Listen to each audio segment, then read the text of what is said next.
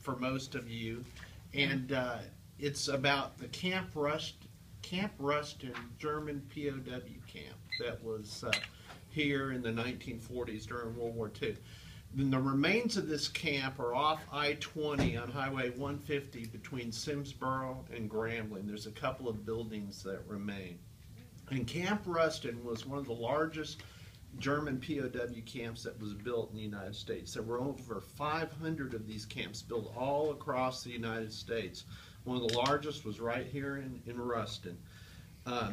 Most of these prisoners came over in 1943 after the fall of North Africa. Over 300,000 German prisoners were captured, and they were all sent over here for imprisonment in POW camps.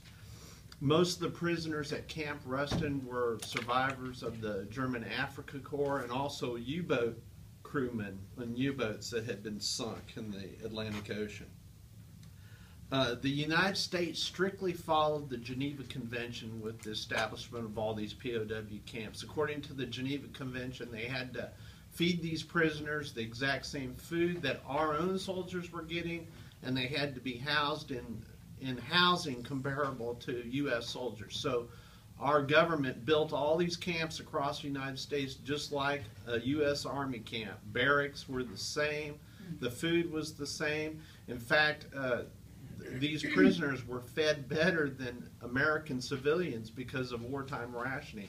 And the reason that the government took care of these prisoners so well was so that the German government would take care of our prisoners. That was the hope. That was the reason that they were kept so well fed and all. In fact, they were fed so well that the German prisoners told the German Red Cross not to send food packages anymore, that they were getting all the food they need and to keep the food in Germany where their families needed it. The communities all across the United States wanted these POW camps because they were a source of labor. Because wartime manpower soldiers, all our men were off fighting the war. They used these POWs in farms, cutting timber, lumber mills, building roads and bridges, anything and everything. And the German prisoners were paid in a script that they could use to buy stuff at the prison canteen, just little toiletries and things they would need. Also, the German prisoners had universities in the camps. There were extension universities at Camp Ruston. Louisiana Tech set up some type of university training program, and the prisoners would actually earn degrees while in prison. And they corresponded with the German universities back home and received credit. And so some of these men, by the time they finished their imprisonment, they had actually got degrees and credit from the German universities. Of the over 300,000 prisoners in the United States, less than 1,000 of them died of natural causes, and they were buried initially at cemeteries set up on the prison grounds. Like there were 10 of them that died at Camp Ruston. There was initially a cemetery there. After the camp closed, after the war, these German graves were moved to U.S. military cemeteries. And in fact, 5 of the German soldiers who died at Camp Ruston are buried at the Alexandria Military Cemetery in Pineville, Louisiana. So they're lying right next to our war dead. And their graves are, cared for with honor by our government. The prisoners were returned to Germany in 1946 after the end of the war.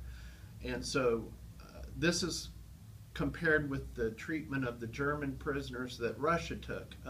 Only 5 to 10% of all German prisoners that were captured by the Russians ever made it back to Germany. Most of them died, or they starved them to death, or slave labor. The ones that did return from Russia didn't come back till 10 years after the end of the war. They kept them working that long. And so by us taking care of these prisoners, 300,000 men came back to Germany in the late 40s. They were well fed, well educated, had degrees. They loved America. They had been taking care of America. And these men were the ones that rebuilt Germany, because it kind of ties into your quote of the day or fact of the day that 1 in 3 German males between the ages of 18 and 45 were killed in the war. So these men coming back after the end of the war were instrumental in rebuilding the economy of West Germany and making it into the economic powerhouse it was. And then the democratic ideals they got while they were here in the U.S. helped fuel that economy. And as an interesting side note, that I'd read about, that in England in World War I, they lost so many men in World War I that they had problems fathering the next generation of Englishmen in the 1920s after World War I. In fact, that was the reason that there were such severe manpower shortages in England in World War II. They just didn't have the troops. They just didn't have the kids born in the 1920s to do that. So these soldiers, these POWs that came back from America really were instrumental in rebuilding West Germany after the end of the war.